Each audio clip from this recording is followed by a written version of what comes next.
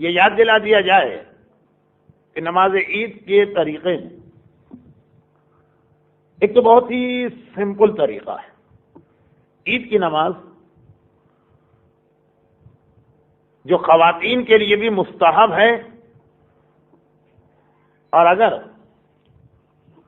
Tool hotel کی اس مسجد کی طرح کا ماحول ہو کہ جہاں خواتین اپنے پورے پردے کے ساتھ آ سکتی ہیں تو مسجد میں آ کے پڑھنا بھی مستحب ہے.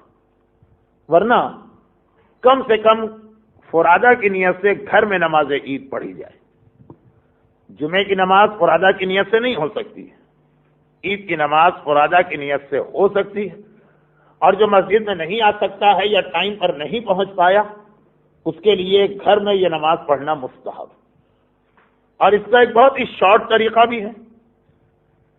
2 رکعت نماز ہے. پہلی رکعت میں الحمد کے بعد انا انزلنا کا سورہ، دوسری رکعت میں الحمد کے بعد قل هو اللہ کا سورہ. پہلی رکعت میں 5 قنوت اور ہر قنوت میں وہی روزانہ کی دعا. دوسری رکعت کے 4 قنوت، اس میں وہی روزانہ کی دعا. عام قنوت صرف یہ کہ اس کا نمبر یا عدد زیادہ ہو گیا. پہلی رکعت میں 5، دوسری میں 4، لیکن دعا وہی ہے ربنا آتنا فی الدنیا حسنہ وفی الآخرۃ حسنہ وقنا عذاب النار. اور نماز سورے بھی وہی عام نماز کے سورے.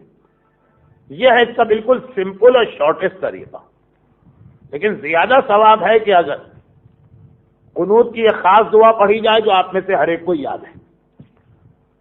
ویسے یاد نہ ہو تو جب امام پڑھنا شروع کریں گے تو یاد آتا جائے گا کہ اب یہ جملہ ہے، اب یہ جملہ.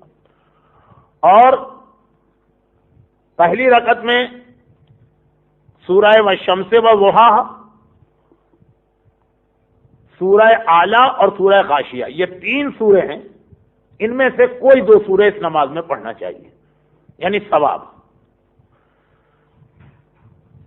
دوسری رکعت میں تو سورہ والشمس پڑھا جاتا ہے جس کی میں نے آیت کی تلاوت کی. پہلی رکعت میں کچھ امام سورہ غاشیہ پڑھتے ہیں، کچھ امام سورہ سبح اسم ربک الاعلی.